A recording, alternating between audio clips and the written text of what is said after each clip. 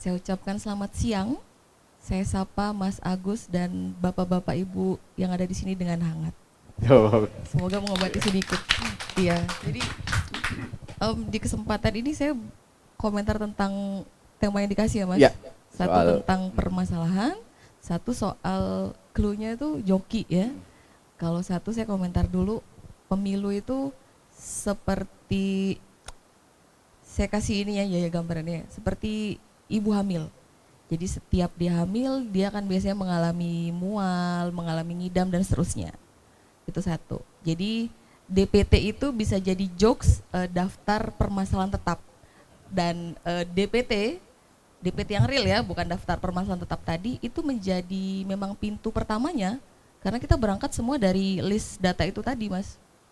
Kalau disampaikan tadi oleh politisi senior, itu memang luar biasa bagus, memang di mana komitmen pemerintah, karena semua data dimulai dari pemerintah sebelumnya, ya apa sebetulnya begitu.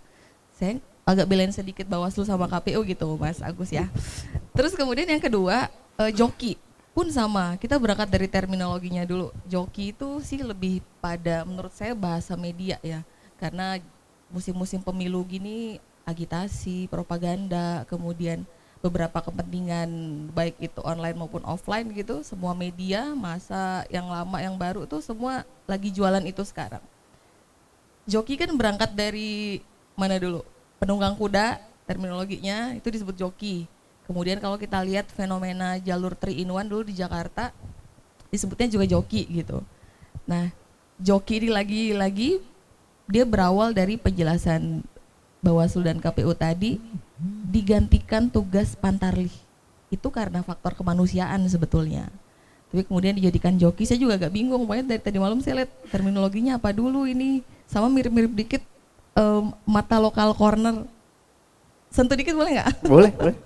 Karena lokal katanya Mas, kalau lokal kenapa ada istilah barat, istilah luar, kenapa harus corner gitu?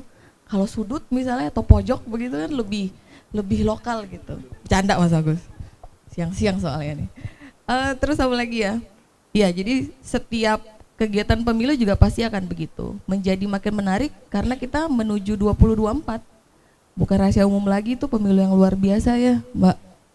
Ada bapak-bapak sekalian, baik peserta maupun penyelenggara, semua itu diuji sekarang begitu. Tapi yang selalu saya positifkan karena tinjauan saya sebagai akademisi adalah memang semua lini itu harus sadar begitu, sadar bagaimana kita ikut serta dalam kegiatan bernegara nih, terlepas dari prasangka, kan wajar ya berprasangka gitu, tapi kalau memang niatannya menghadirkan pemimpin, ya memang harus dilalui semua ini. Jadi itu bukan permasalahan, tapi memang sudah ada rinciannya tuh, kayak kita belanja bumbu dapur, udah ada urutannya begitu. Bahwa kalau kemudian ini pertama kali diputuskan oleh Bawaslu, ya memang itu tugas mulainya Bawaslu untuk mencari permasalahan apa yang ada, namanya pengawas kan, pengawas, dan KPU juga sudah semaksimal mungkin mencari orang-orang terbaik untuk jadi pantarlih tadi, jadi pantarlih begitu. Nah kemudian tinggal elaborasinya saja dengan misalnya menyentuh, lagi saya bilang saya berangkat dari akademisi, menyentuh orang-orang terdidik.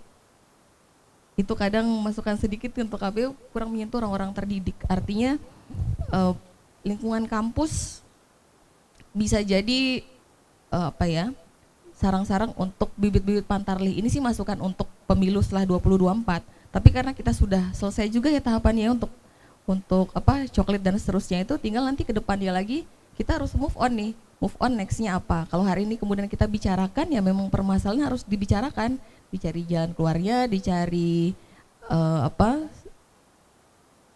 pencerahan terbaiknya sehingga hal itu tidak terulang lagi di kemudian hari. Sementara gitu sih Mas Agus. Waktu pemain pantarlih nggak diomongin kemarin kampusnya? Diomongin sih, diomongin. Tapi itu kegiatannya Bawaslu Kota. Oh. Bawaslu Kota. Kalau Bawaslu sebelumnya sih semua perguruan tinggi kalau saya nggak salah itu dilibatkan. Tapi kalau yang sekarang mungkin karena lebih ini aja sih, banyak dinamika yang terjadi mungkin ya, itu aja sih Mas Agus. Oke.